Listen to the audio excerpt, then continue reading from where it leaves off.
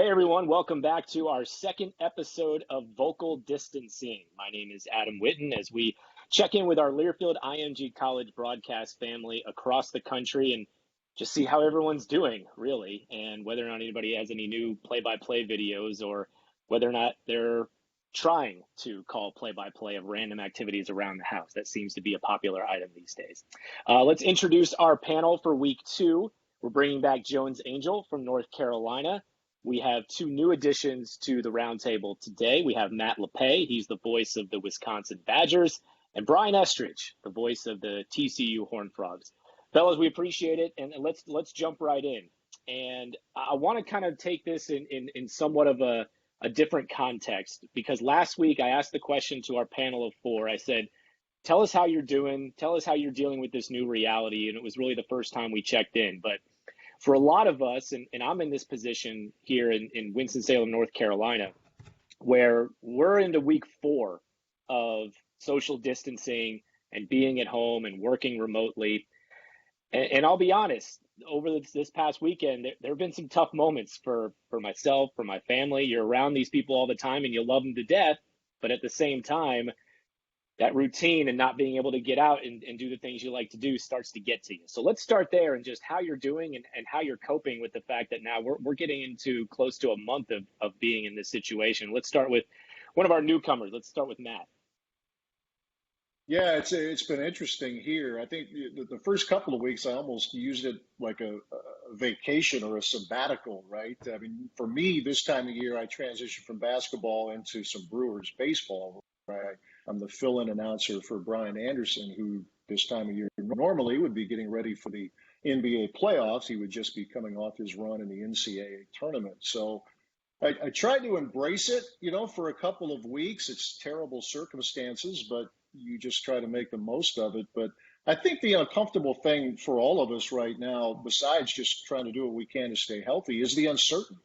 We don't know the end date of all of this. None of us has any idea how long we're going to be isolated in our homes before we can get back to anything that resembles normal.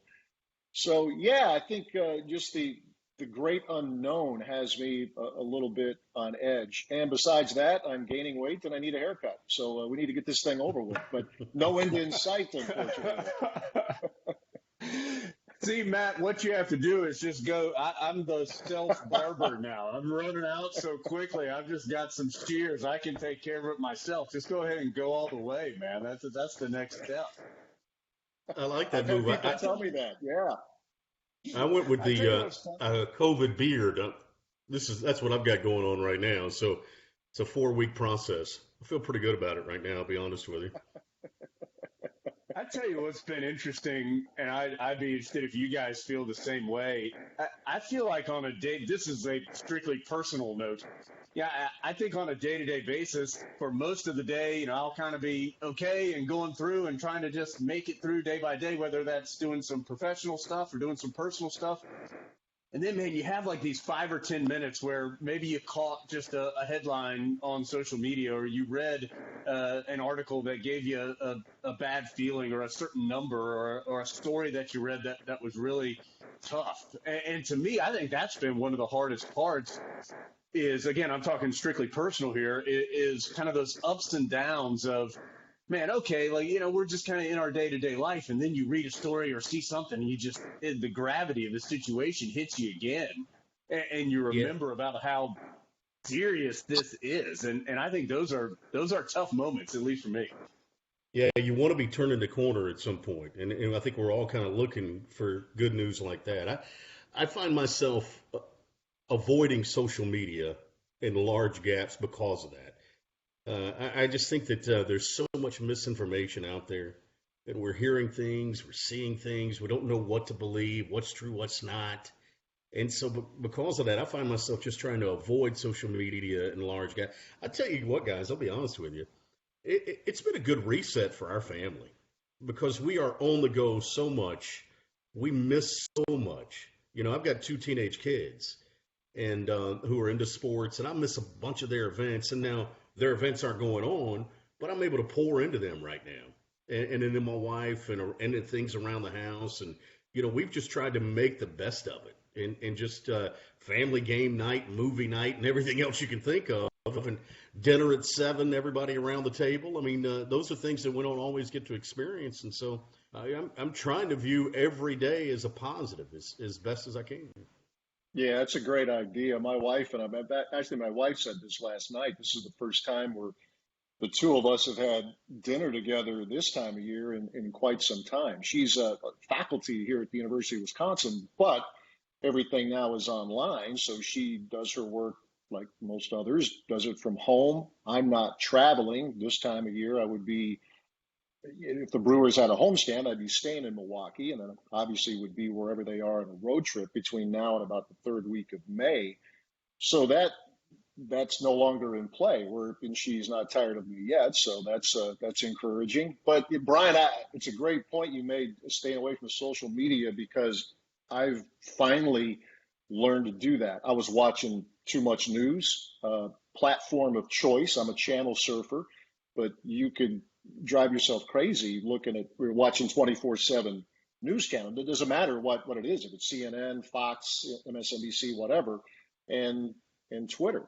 I think we've all, maybe over the course of time, we have to condition ourselves to, unless it's coming from a medical expert, it's probably not worth listening to. I mean, I'm sure we all get asked, what do you think? When are they going to play? We're going to have a college football season? None of us knows. And I think we would all be better off if we just admitted that. We have no clue. Let's let the smart people who do this for a living dictate what our future plan is going to be in regards to when we get back to something that resembles normal.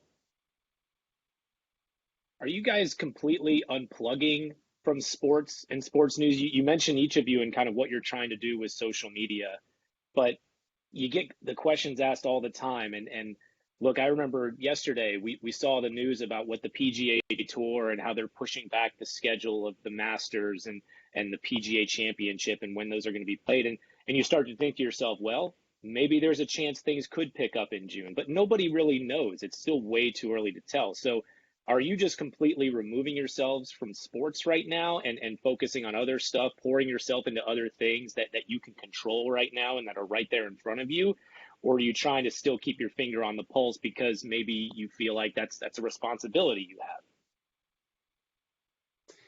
For me, I've been trying to at least keep up with the latest information. And the problem, though, is, as you guys know, is it changes so quickly. What is true at this moment and that we're talking right now might not be true 24 hours from now. But I do think at least trying to keep up to date has been helpful. I don't know if it's responsibility, but maybe just because of what we do. One thing Carolina, I think, has done a good job with, and I mentioned this a little bit last time, is the accessibility of Carolina's coaches. Every Monday they are having one of the Tar Heel football coaches is having a Zoom press conference. Just on Tuesday morning, Roy Williams, who, by the way, Brian, Roy Williams is growing a beard too, and that's the craziest thing. That's the craziest thing I've seen this whole time. Coach Williams had a Zoom press conference on Tuesday morning. And so maybe not on the national landscape, at least more localized, keeping up with what's going on around Carolina athletics. I do think that's a responsibility for me, just like I'm sure Matt does for Wisconsin and Brian does for TCU. Keeping up with the localized things, I do think it is very important, which has been relatively easy to do. I think Carolina's done a good job making all that pretty readily available. Yeah, and I think it's important also. I think one of the things that I've had to do is I still do a daily talk show. I do a talk show in the morning on a news talk station here in Dallas-Fort Worth. And I say a talk show. It's really more of a all-encompassing show. We do news, traffic, weather, sports, one of those sorts of things. So I've had to stay up on what's going on, both on the news side and on the sports side. What I've tried to do, though, like I said earlier, is just eliminate the social media side of it. And I think Matt gave great advice. Let's rely on the facts. Let's listen to the medical professionals. Let's listen to those who are in charge, who are actually making decisions. So I've had to kind of stay dialed in on that. It's interesting you said, hey, what about from a sports perspective? Yeah, I've tried to remain dialed in on what's happening with TCU. What are these leagues thinking? How are they pushing back the NFL draft, as far as now making it not in person, all those sorts of things. But then you don't have to worry about watching the games at night to know what to talk about the next day. So you are getting some relief that way. So in part, I mean, I think that does free up a lot of time, unless you want to watch some NASCAR race that was generated on a computer game. But I'm got zero interest in that. Yeah, I'm right there with you there. I probably watched some of the classic games for the first time. I watched the Duke Wisconsin national championship games. First time I looked back at it, and it was a slightly condensed version, but not one of the 60-minute versions, but CBS over the weekend. And games like that, when they beat Kentucky in the semifinal round in 2015, usually when those games are over, you're moving on to whatever is next in whatever we're doing. If it's a daily show or if it's calling another sport. So I've given myself that a little bit, looked at some of the classic games. But in terms of keeping up with what's going on, I don't have a daily show, but I still have to look, right? I mean, today I wake up and hear and read Jeff Passan of ESPN, where Major League Baseball is at least exploring the option of having all 30 Major League teams in Arizona, and then MLB comes out with a statement later in the day saying, look, this is all early stages. We're not committed to anything. So it kind of, to Jonas' point, that this isn't day to day, it's hour to hour, minute to minute. It seems like we're getting a fresh piece of news, some of which is true and much of which may not be. But yeah, try to keep up some, but I don't have the, like what Brian has, I don't have to keep up to the point where I have a show to concern myself with the next day. But it's pretty hard to totally unplug. You just can't help but hear something or read something during the course of the day. Hey, Matt, if you want me to, I can pull up on YouTube the 2011 Rose Bowl if you want to watch a classic game, maybe. Do you want me to get that up on the TV behind us? You know what? I admitted I looked back at the Duke game, which did not go Wisconsin's way. I don't need to see another classic Wisconsin loss. That's okay. but I appreciate it. I appreciate it, Brian. Brian mentioned the NASCAR race, the video game. So my son is 8 years old, and he loves playing the NBA 2K video game. And so what they've been doing on ESPN here the last couple of days, and they're doing it here in the next coming days too, is they are having NBA players play the video game against one another, and they've set up like a tournament with it. And it's stunning to me how into this he is. I just think it's so fascinating from a content perspective, because that's something, I mean, I would never, and I'm maybe a little bit younger than Matt and Brian, not much, but that's not something I would have ever sat and done, watched someone else play a video game. But my son loves it. And I think it's a fascinating look at things that are content driven that different eras of people enjoy. Because like when Brian said it, Matt was like, oh, no, I don't want to watch anything like that. And I wouldn't either. But my son is 100% into it. So it's been interesting to kind of see what people fall into and what you replace sports with. I mean, athletics are such a big part of our family's free time. I realized that too. I was talking to a buddy of mine. He was like, well, I thought about taking my kids to a Cubs game, but I can't do that because they're not playing, and thought about this, but can't do that. So you just realize how important they are, not just for all of us professionally, of course, but in the leisure parts of our life as well. And do you worry about that a little bit? I had this conversation with Jamie Dixon, the basketball coach at TCU this morning. And we were talking about the fact that folks are finding other things to watch, meaning, and we're talking about still in the sports realm, but the video game stuff, they're talking about playing horse now with NBA guys potentially. And he said, do you worry from a college athletic standpoint that you're getting left out? Because, the pro guys can do this sort of thing. NASCAR can come up with a way to use their video game. And all of a sudden you looked at, and wait a minute, what's happening as far as college football and college basketball is concerned? And you never want folks to think that they can live without it. And hopefully we don't get to that point. Yeah, it's an interesting That's a great thought. point. Yeah, I do think when sports comes back, people are gonna flock to it, watching it, hopefully listening to us as well. But it's interesting, Brian, because I think it might force all of us to look a little differently, how we present it. Um, Mhm. it's probably going to force some creativity, which doesn't have to be a bad thing.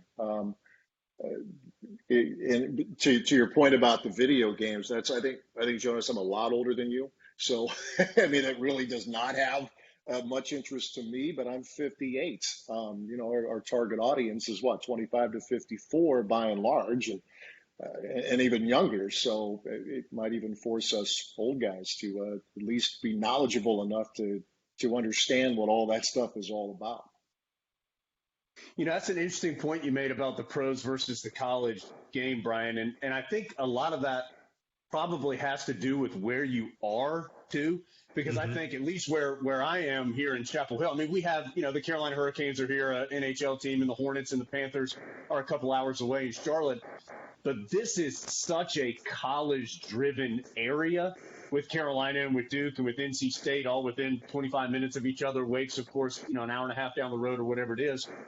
But I do think when you're in an area like the Dallas area or whatever, wherever you want to pick, that you've got some college, but you're competing more heavily with the pros. I do think that's something that's worth thinking about, because you're a little bit out of sight, out of mind right now. Yes. Now, the one thing that we always bet on, and bet probably not the right word, always can rely on when it comes to college athletics, is that passion that you feel. I think it's different, the passion that you feel for your alma mater or your college team compared to a professional team. I think that relationship between a fan and a team is different in those two areas. But that's a terrific point, particularly in those markets that are saturated heavily with both. I do think that's something to at least be conscious of. And how do you stay in people's sight? How do you stay in their ears? How do you stay on their screen? How do you make sure that they haven't forgotten about you? Even though that's not the most important thing going on right now, but you want to make sure they're aware that you're still around. And Jones, when you touch on that, you bring up a deeper subject that we probably don't have time for here, that we've kind of been throwing around, and that is as Matt was talking about, generational aspect of it. And when you have this millennial, I guess that's what they are, the millennials, who are part of this generation now that are part of the portal and transferring and moving from school to school to school. You lose that affinity for the player, but you also worry, are they losing that affinity for the school, meaning the guys that stay back that are just in school, just a normal student. If they don't have the affinity for the player and the things are always changing, are they losing their affinity for Wisconsin as an alma mater? And then on down the road, does that affect giving as alums and donors? I mean, it's a big issue, because you think to yourself now, man, we got to remain relevant, and we got to remain important. And are we seeing that slip away in college athletics? Yeah, I think it's something it certainly at Wisconsin, and I think a lot of schools, at least my opinion, a lot of schools have been looking at that even prior to this pandemic. Because you hear the stories, you read about even in the SEC, where there are no shows for Alabama in the student section. I don't. This might accelerate the concern. I think, Brian, I would agree with you there, but I think it's something that athletic departments are looking at anyway at the college level. What can you do to better engage with the students, who are, before you would go to a game, a football game, a basketball game, wouldn't give it a second thought. You would go, you would support your team. It's a little bit different now. And with the world we're in now, that might ramp up the challenge. But I don't think it's new. I know at Wisconsin, it's some things that they've been talking about during the course of this academic year. Anyway, moving forward, what can, quote, we as a university do to try to entice the students to be there, to show up at Wisconsin football, show up before the kickoff, basketball games, show up, period. So I think with what we're doing, what we're living with right now, it just ramps up the urgency of that.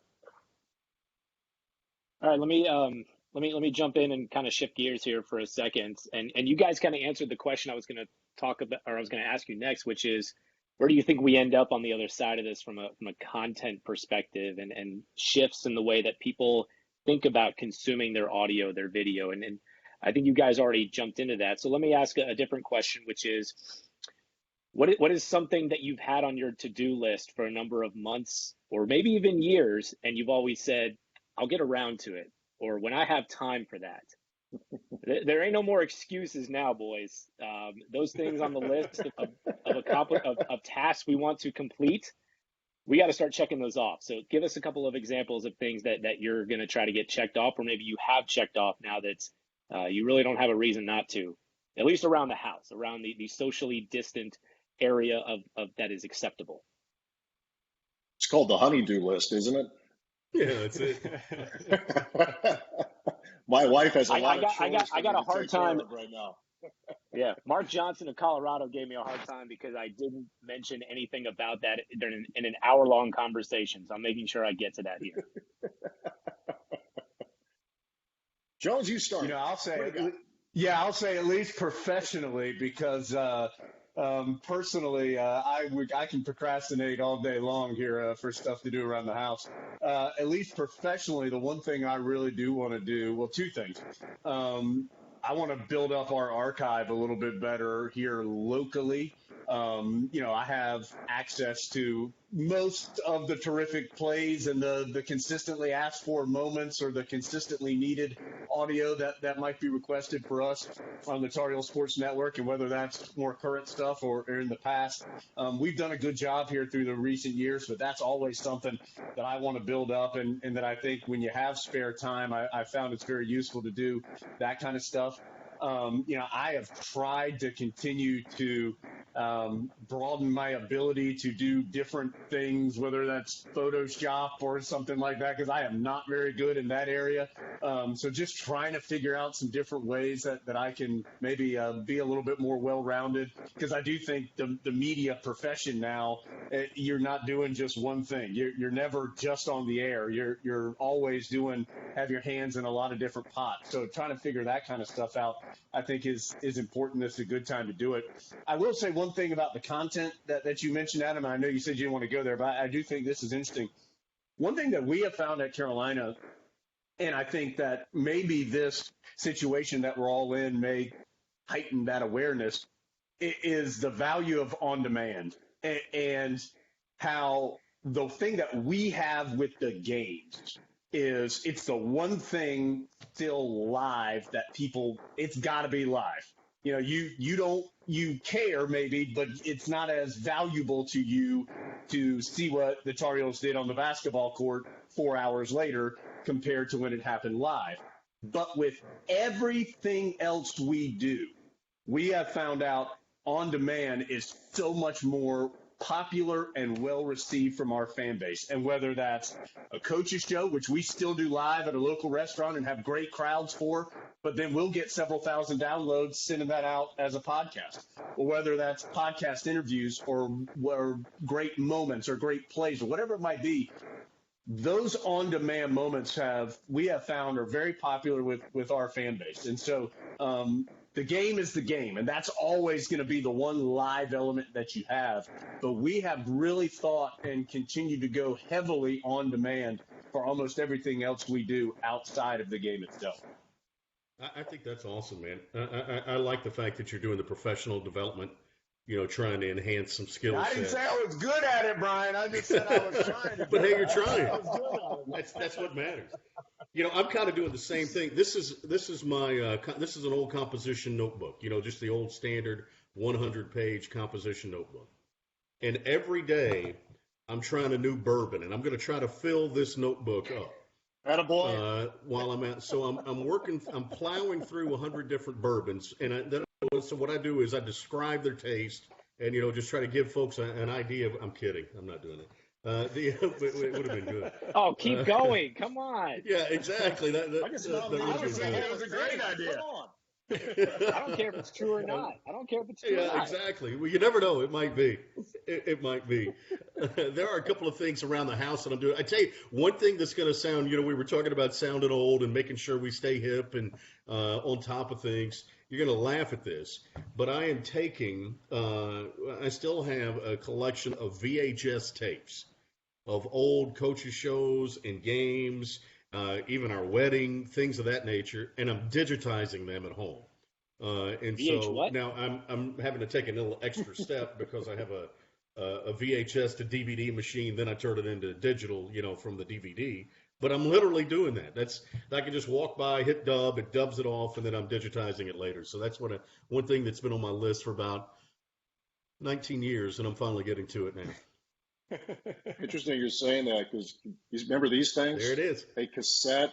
A guy who played basketball more than a quarter century ago was looking for some old highlight clips. So I just finished my, 32nd year or whatever, for Wisconsin basketball. So I'm stunned that I still have a cassette recorder, but I do.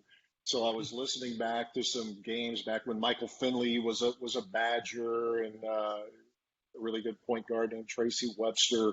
We're talking early 90s to mid 90s, and I go back to the late 80s. So I was listening. I don't know if I have the patience. I should. I just don't. I have the time. I don't know if I have the patience to really catalog all of that. Right now, I have a bunch of cassettes in shoe boxes, 1989 to 1992, etc. But it's been kind of fun just to go back and just relive a few moments. How did I describe it? And I'll send it to some friends. Hey, here's you with an actual made basket back in 1991 against fill in the blank opponent. So I've been doing a little bit of that. I will admit I've done a little self air checking of even this past season. Normally that's something that I do later in the summer, not long before a football season starts, or in the fall before a basketball season starts. But I've been doing a little bit of that now, saying, okay, what do I like? What could I be better with? I've done a little bit of that. Probably not to the detail of Jones here, but it's good. It's not a bad thing to do that. Just self air check, and we do have time on our hands. I know at least I do, where I normally wouldn't even dream of that at this time of year. So I've done some of that fun stuff though. I always tell myself I should read more, which I've done a little bit of that. You try to do things that you normally wouldn't have time to do at this time of year. But the professional development thing is not a bad idea. I'm trying to do that even in my older years now. I have a question. So, Adam, do you care if I jump in with a question? All right. What was the first thing you guys did on the air? What was the first time you were ever on the radio? Because when you were talking about going back and listening to old tapes, Matt, it made me think about how I never wanted to hear whatever the first tape was for me. So since I asked it, I'll start. So I was interning at the Tar Heel Sports Network when I was in college. And the engineer for the network at the time ran a small radio station in Henderson, North Carolina. He still does, and they're still on our network, WIZS. John Rose's name. John said, I know you're interested in doing radio. Would you like to come do some minor league baseball on my radio station? And I'm, 20 years old or whatever. And I'm like, man, minor league baseball. Heck yeah. I'm thinking like Durham Bulls, Carolina Mudcats, something like that. So I go up there, I meet him at the station. He packs up this stuff like this rickety old looking box. He says, all right, we're going down the field. We show up at like the American Legion field, and we end up calling like an 8-year-old girls softball game that night for the local AM radio station. He said, yeah, this is called the minor league here in Henderson. Yes. It's minors who play baseball and softball. So I would love to go back and hear that tape to see how it sounded. I have my first broadcast. It will never come out. Yeah, it was 1983. I still have it on cassette. I do. 1983, I was 14, and I was calling a 2A girls high school basketball championship game in South Carolina. It was at the old Carolina Coliseum, Frank McGuire Arena. And it was Andrew Jackson. I can still remember this. Andrew Jackson, the Volunteers, versus the Barnwell Lady Warhorses. And that was the championship game. And I knew one of the teams because I went to school there. But I did not know the other teams' names, so we referred to them by their numbers only. And that was on a small AM station in South Carolina. I still have the tape. It's fun to pull out every once in a while to listen to. What about you, man? Yeah, boy. I call it my first broadcast, but I was the voice of electric football back in my hometown of Vandalia, Ohio. It wasn't on the Like it. air. It was on my tape recorder. The Browns and the Giants, back in the Leroy Kelly days. People who are Browns fans know who I'm talking about. But first, Yeah. outside of college, I made an attempt to be a hockey announcer in college at Ohio State. But my first real on air, where I got paid a whopping sum of $25, was a high school basketball game in in Ohio, a little bit north of Dayton. Just your run of the mill, one of 8,000 high school basketball games that you do during the course of a year. I'm like you though, Brian. I don't know if I will ever release that. Yeah, Between that and exactly. the first football game, the first high school football game I ever did was an absolute disaster. So I guess if I ever really wanted to get humbled or depressed, I would just listen back to that back in 1986 in Troy, Ohio. But even like the old college stuff, I don't know if you guys how often you do that. You listen to an old broadcast of it's whatever it is, whatever sport, Yeah. and you can have a good laugh at yourself, saying, "Well, okay, maybe I got a little bit better." Back, ooh, couldn't have gotten any worse than some of those I've early instructed my efforts. wife to play it at my wake. Yeah. We'll let it out there. Let's continue on with that, and let's move it forward a lot in the timeline. So going back to when you started, what's now the event that you say, this is the one event that I've always cherished calling? This is the one that I think back and say, this is my fondest memory of my profession with my particular school. Boy, Man, that's a really good question. Go ahead, Matt. I was just going to say, even though Brian, his experience there was a lot better than mine in 2011. There is nothing for me. There is nothing like the Rose Bowl. Yeah. We were fortunate enough to be there this past January, and it was, the game was from the Wisconsin perspective heartbreaking. But it's just, and I made a point this year to go extra early. I mean, really early. Took the first media bus there hours before the game and took a walk around the stadium, the perimeter, took a walk down on the field, just tried to take everything in. The scene at the end of the third quarter, when the sun's starting to set, get a little haze off the San Gabriel Mountains, there is nothing like it. I think we've all been very fortunate to be in unbelievable venues. But to me, the Rose Bowl is it stands alone, and second place isn't all that close. That's the one I cherish. Yeah, I think that's fair, Matt, and you're right. I mean, the if you take the time to take it all in, and I kind of had a sense when TCU played Wisconsin in 2011. That was in the old BCS days. Things were changing. It was, it was kind of a fluke that TCU was in there. Not that they didn't deserve to be there, but the fact that, no team from our league had ever been in that bowl game, and probably it wasn't going to happen again. And so I made a point of cherishing that moment. And so I think that it would be hard to beat the Rose Bowl. Where Adam is right now at Appalachian State, I did a game at New Hampshire in a playoff game in the early 90s in a press box with chicken wire. That one was up there really high too, but this one, the Rose Bowl, is probably just ahead of it. Yeah. For me, I'll say two different things. I was really lucky. Carolina went to back-to-back national championship games in 2016 and 2017 in basketball, and of course, the 16 game ended about as difficult as a sports event can end if you're on the wrong side of it, with Villanova hitting that buzzer beater to win it. But then to be able to get back there with the team the next year and watch them get back there and fight back and get back to where they wanted. It's so rare to have that opportunity again the very next year. It's only happened, I think, 3 or 4 times in history. And so to be able to watch that group do that and tell that story was really cool for me personally, growing up a Carolina fan and getting to call a national championship win was pretty amazing. I'll give you one more, Adam, and this may not be quite what you're asking, but I know Matt knew Woody. I don't know if Brian knew Woody or not. Yep. Of course, Woody Durham, our 40-year play-by-play voice. And, I grew up listening to Woody. I would turn down the sound if I was watching at home and listen to Woody. And at the time, Mick Mixon, who's now with the Carolina Panthers, I would listen to them call the game and watch it on TV. I did that with my dad all the time.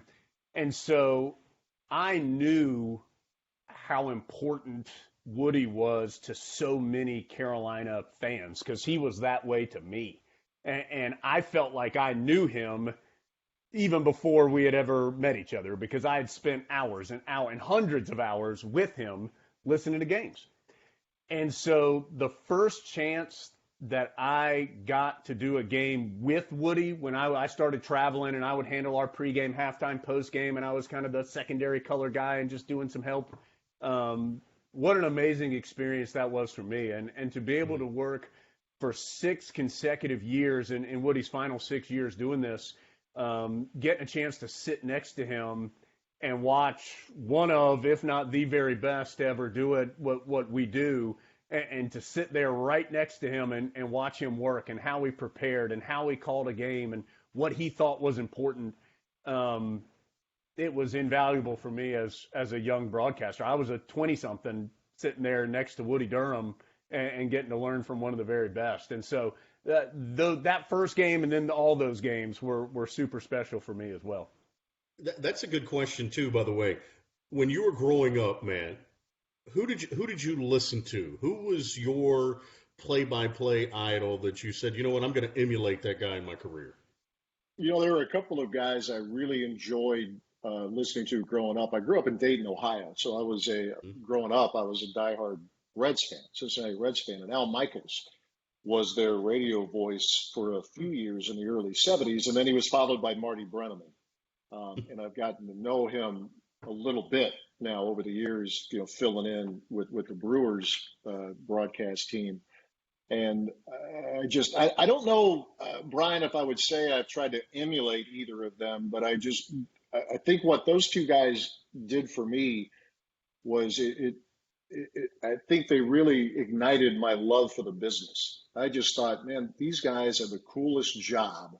It didn't have to be a baseball job necessarily for me, but just to be involved in sportscasting and play-by-play. Those were the two guys, and probably Brennaman more because Michaels left for San Francisco after the 73 season, I want to say, and then Marty took over in 74 and had been their voice up until last year. Last year was his final season, and he retired. But I always tell people here in Wisconsin, Marty is to Reds fans what Bob Uecker will forever be to those of us in Wisconsin and his work with the Milwaukee Brewers. So Marty's probably that guy for me. A basketball announcer I really enjoyed was Joe Tate, old voice of the Cleveland Cavaliers. Yes, Cleveland Cavaliers, yeah. Yeah. And the old Bengals announcer, Phil Samp, for years and years was their radio announcer. Those were guys I really became drawn to early in my life. Not that anyone asked me this question, but mine was obviously Brian Estridge in the mid-'90s at Appalachian State. Right, of course, yeah. I was waiting on that answer. That's why I had the dramatic pause there. Yeah. So iconic. But for all of us, it was Wes Durham, too. We grew up listening to Wes Durham a lot. Exactly. We all grew up listening to it. I had a feeling Wes was going to infiltrate this conversation at some point. Of course, yeah. Of course. Jones, you asked me who mine was. And I, too, grew up in the Carolinas, and I loved listening to Woody, grew up listening to Woody. But I grew up in South Carolina. So Bob Fulton, who was the longtime voice of the South Carolina Gamecocks, was a guy that I grew up listening to that, Matt, I'll admit it, that I tried to emulate.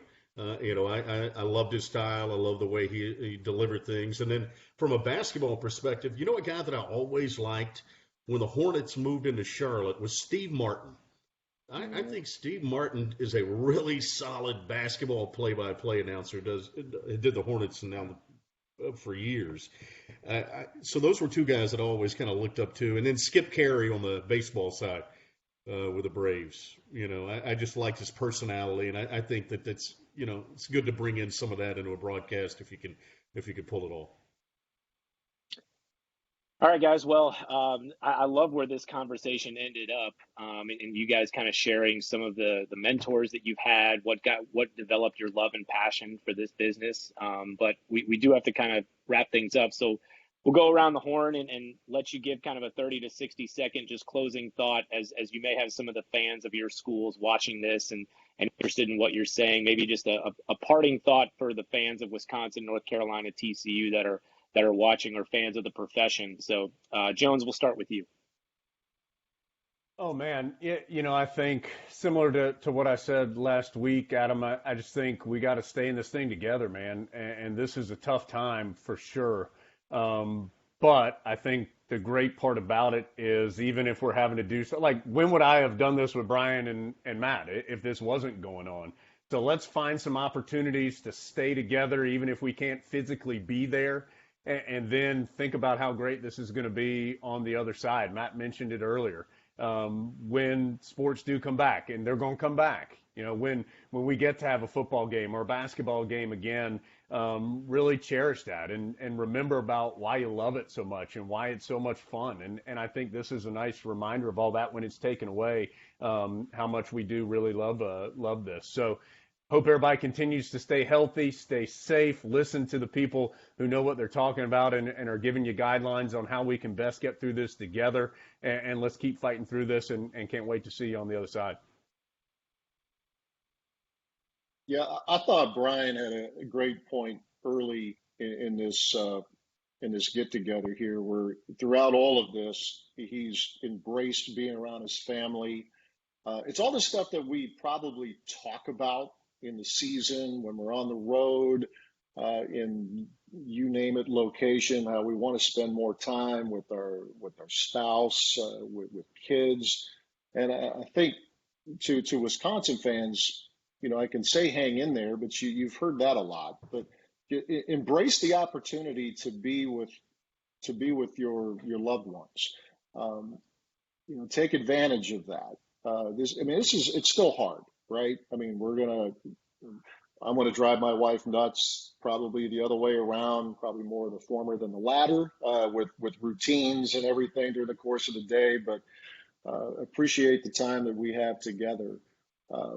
Even though embrace the fact that we have more time than usual to spend with one another. And we'll get through this. We'll come out the other side, and we'll get back to the games. But embrace what we do have right now, and above all else, stay healthy. And as Jones said, listen to the smart people. Filter through the minutia out there. Listen to the people who really know what they're talking about, and they'll guide us.